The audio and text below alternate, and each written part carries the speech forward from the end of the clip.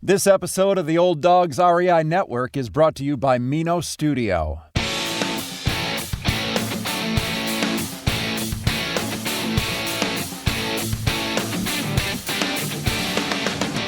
Welcome to the Old Dogs REI Network, where cash flow is king. Real estate investing, the means, so you can enjoy your retirement dreams.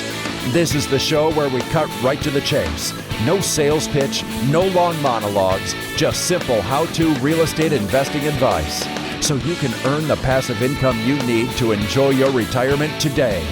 And now, your host and chief old dog, Bill Manassero. Hello, old dogs, and welcome to Fun Facts Friday. This is our once a week, only on Friday show, where we have special episodes not featuring guests, where I will share tricks, tips, terminology, and techniques that will help skyrocket you to real estate investing success. Today's topic is the REI Do-Over. But before we get started, I just want to touch base with you guys and see how the new year is working for you. I hope you guys are just cranking along. I hope you have a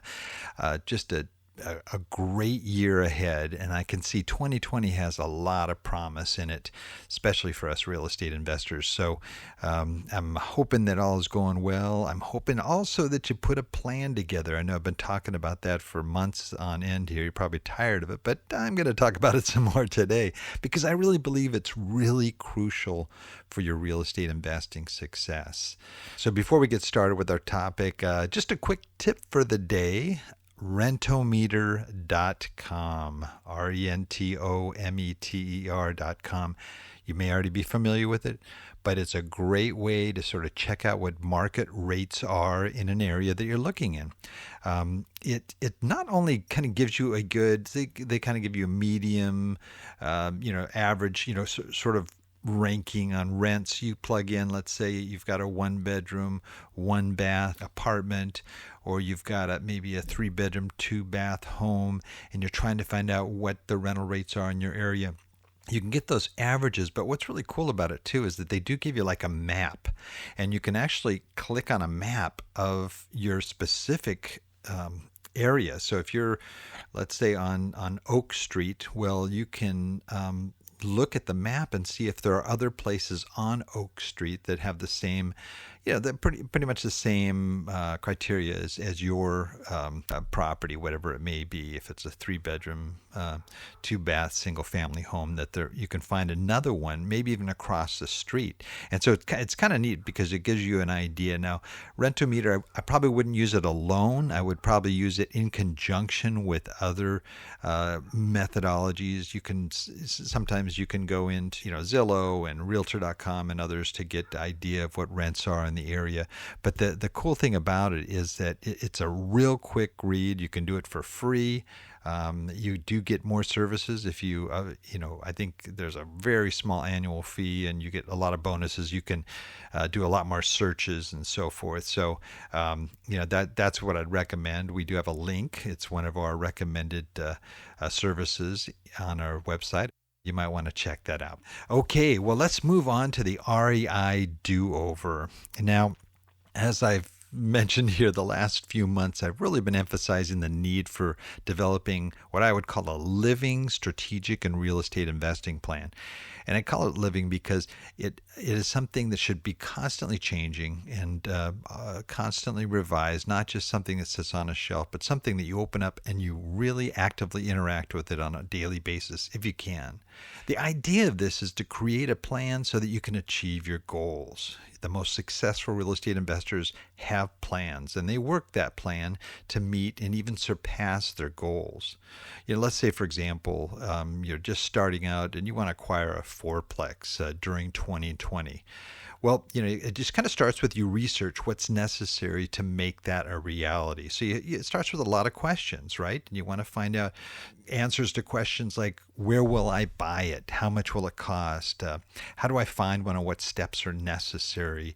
What's my buying criteria? How old a building would I want? And what is sort of the school ratings in the area that I might want to buy in, and crime rates and so forth. You really start to define exactly what you're looking for and where. And after you've got a pretty good idea on and answering some of those questions, and I'm just kind of giving an overview of the plan. Your outline, for example, you may come up with strategies such as, okay, I'm going to devote 10 hours a week. Okay, maybe you're working full time still, and you're working 10 hours a week to efforts that will help me to accomplish my goal. And then you talk about some of the strategies involved there. I'm going to call agents and brokers in the areas that I want. I'm going to develop relationships, meet with them if possible. Some of my marketing efforts might be a direct mail. I'm going to be networking with other investors to find out what they have done in the area, and what recommendations they have, and start compiling a good analysis of the area and understand it. And so after you've got your plan written and mapped out, then you actually begin the implementation stage. As you're implementing it, you're recording details. This is really important. It's just not looking at it and then doing it, but you're actually recording the details of how each step, helped you to achieve your goal, or helped you at least to get closer to your goal. And as you carefully track and monitor your successes, as well as the things that didn't go so well, right? You should be constantly reviewing, revising, and re-engineering so you can you make your plan, you're sort of honing it down to the most effective use of your time, effort, and resources. That you're spending wisely, that you're using your time effectively. Because especially if your time is limited, you want to make sure that you use every minute of your time effectively. Okay, so if something doesn't work, you tweak it, try it again. Sometimes you have to wait. Like you don't do, let's say, a direct mail campaign, and you mail out, 5,000 cards and expect immediate response. Sometimes people have to see those cards in front of them over 5, 6, 7 month period, and so you can't get totally discouraged and just trash it. Oh, direct mail doesn't work.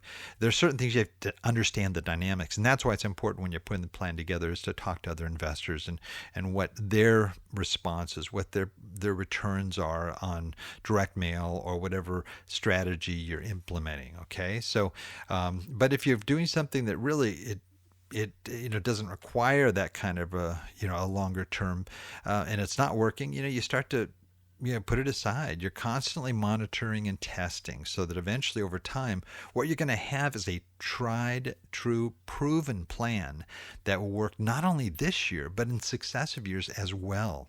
And there is one constant, when it comes to real estate, okay? It's generally unchanging, solid, and constant. Well, you're probably saying, well, that's not necessarily true. Okay. Well, certain things are. But it's also at the same time, it's always changing. I know that sounds contradictory, but there are certain things that are solid and there are certain things that are changing. The things in real estate that are solid and consistent and unchanging is the fact that real estate is always a good investment. It always will have tangible value. And as history shows, even though it may go down in value, it always goes back up and likely will increase in value over time. So, this is what makes it a good investment. Okay, those are the things that are pretty solid. But there are other things that are always changing that we can't necessarily have an impact on. Market conditions can change. The economy can change. Community transformation and planning, government regulations, even the tenants, the types of tenants that are in that area can change over time. So why do we have to revise and change, constantly adapt and re-engineer? Sometimes we don't have a choice. There are those things that I mentioned. We can't necessarily change the economy, right?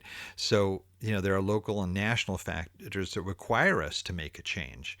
I've had guys on the show. Jay Scott talked about how he was flipping like crazy in this one area, but the market changed and flipping wasn't the best way to do it. So we kind of focus more on rental properties. So sometimes you adjust and adapt. Sometimes we purposely want to change, and this is a good thing if you're trying to, to be successful and achieve your goals, because you want to change to make things better. Maybe you've got it's just too stressful. You've got too much stuff on your plate. You want to reduce it down. You want to make it time efficient. You want to alleviate problems that may be happening with your rental properties or whatever. You want to increase your income. Or maybe just in general grow and expand your business. So these are good reasons to change that you do have some control on. In either case, whether it's something that's out of our control or something within our control, we always need to be adaptable and ready to change. Like for example, if you want to grow, so you're looking at a faster, more aggressive growth strategy, you realize that, maybe the cash flow that you're making is not what you anticipated. You thought it'd be better. So what can you do? You can change things. You can reduce expenses. You can increase your income by increasing rents, or maybe you're going to put in some things. Maybe you're paying utilities or water, and so you're going to put in some water saving devices, toilets and faucets and things of that nature to boost your cash flow. Sometimes you want out and you're thinking, this is not what I thought it was, and I'm going to make the big change here, and I'm going to just step away. But the idea is if you're working it right and you put together a good solid plan, you shouldn't get to that point where you want out, because even if when you run into a conflict, you re-engineer, you change things to make things better. Sometimes I've had bad property management. I brought in great property management, and boom, the problem went away, and all of a sudden it's a lot more stress free, and it becomes more of a pleasure to do the things that you're involved with. Or sometimes you're thinking, well, this is way too active for me. I want a more passive strategy. So you re-engineer. You see if you can change those factors. When I first started investing, I wanted passive cash flow. I just thought of it as like buying stocks, and I'm just going to get dividends and it'll pay. And that. So I went out and I bought 3 turnkey properties, and I thought that would be a good way to start off. And it did start off pretty good, but then I realized it was a little bit too good to be true. You have to have the right tenants, you have to have the right property management, or things can go awry, and they did with me. And also you've got to buy in the right neighborhoods, and so there are certain things that you will do to adapt and change to make it work the way that you want it to be. Sometimes, like I said, there are things that'll happen where you have no choice. There are people talking about a recession coming up. So, you want to adjust not only when it happens, but try to anticipate if there is a recession coming up. How are you strategically implementing your plan? Well, you may want to liquidate more. If you think a recession's coming soon, you want to have cash on hand because prices are going down. You want to be able to buy those great deals out there too. Those kind of things. With an economy, you can try to anticipate. Who knows when we have been in the longest area of growth ever in our history in the U.S. right now. So who's to say when that recession will hit? But there are things that we can't affect it too. A major employer can move out of an area where, so we're supplying renters for you. A natural disaster, hurricane, floods, tornadoes, earthquakes, whatever. I bought in an area. One of the issues I encountered in Memphis, it was a great area. It was a good mix of rental properties plus home, properties that were owned by the people that lived in them. And then it changed. It became a big rental area, and property values dropped because of that. I had no control on that. I didn't even know that was coming. So there are things like that. There's obviously the local economic changes. Sometimes you're losing money, and you have to see, wow, why am I losing money? What's going on? Maybe there were some unforeseen capital expenditures. Maybe utility costs were higher than you had anticipated. Now, there's ways you can try to prepare for those things. If you really are smart when you're buying, you're going to get a good inspector in there, and you're going to try to find those unforeseen capital expenditures. You're going to want to get prior utility bills for the last 2-3 years and be able to monitor. So there's things that you can do that that can help to prevent those things. But sometimes you're in it and it happens and boom, you've got a bad loan and it's just taken too much of your profit. So you need to refinance and get a better interest rate or better terms. As I mentioned, sometimes your strategy no longer works. Maybe you're a wholesaler and boom, it's just there's not the foreclosures and the other things that you depended on to be able to make your business work. So maybe you move into more of a flipping type thing, or maybe you're just buying rental properties or doing other strategies. The ideal thing is that you want to be focused in an area that you understand well. So it's important that you talk to other investors and know what they're doing and what they've dealt with, especially experienced folks that have been doing it for 20 years or so.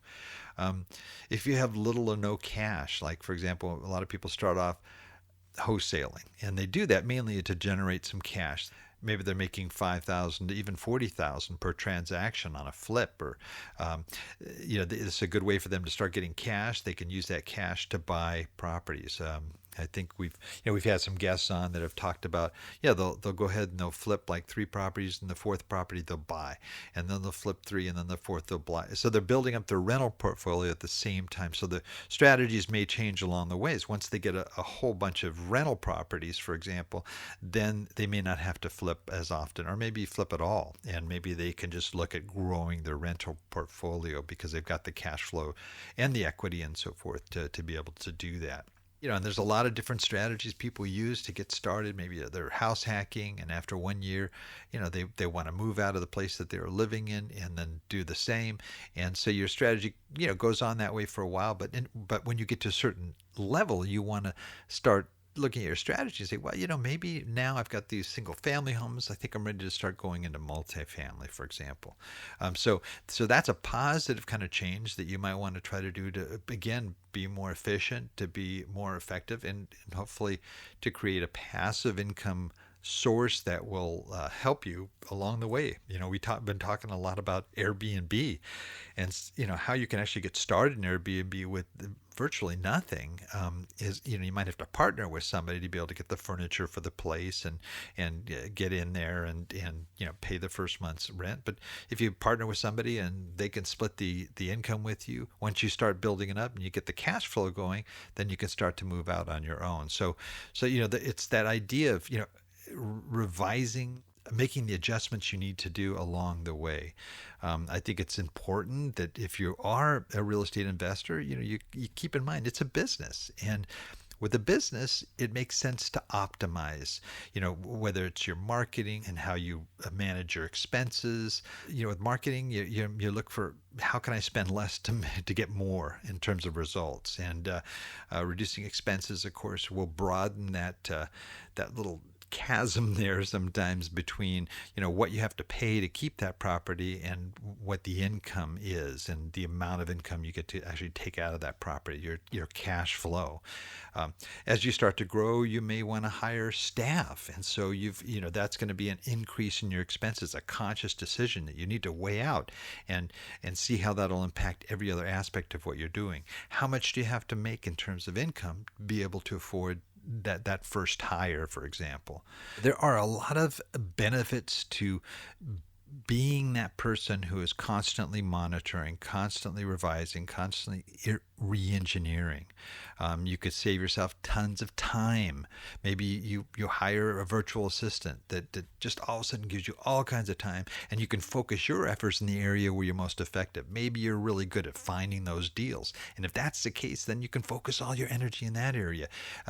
Or maybe you're doing direct mail, and you've been doing sort of a one-color postcard or even a letter, and you decide to do 4-color postcards, and boom, all of a sudden you've boosted your 50% return on your your responses to those.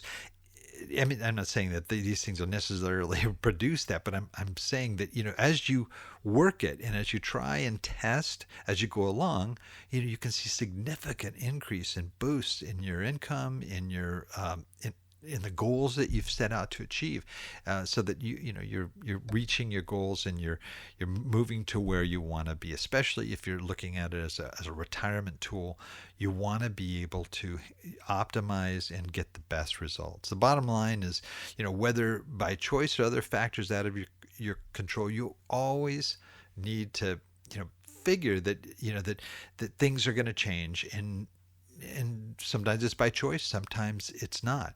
But you always have to have your finger on the pulse of your business and the market, so you know what's happening, where things are going. If there's things happening in a negative way, you want to be able to strategically adjust your business. Maybe you have to sell properties or whatever it is to adjust. You should be always evaluating, monitoring, and revising the fruits of your effort, and try to make it more and more effective, so that this plan, which over a period of years will be so effective, it'll be like a manual for success that you can use to continue in your efforts in real estate investing. The idea is that you want to have all this work together, so that within the framework of a dynamic, living, strategic real estate investing plan, that you will be able to build your business to where you want it to be, for your current cash flow needs, as well as that legacy that you're looking to develop to maybe hand down to your family.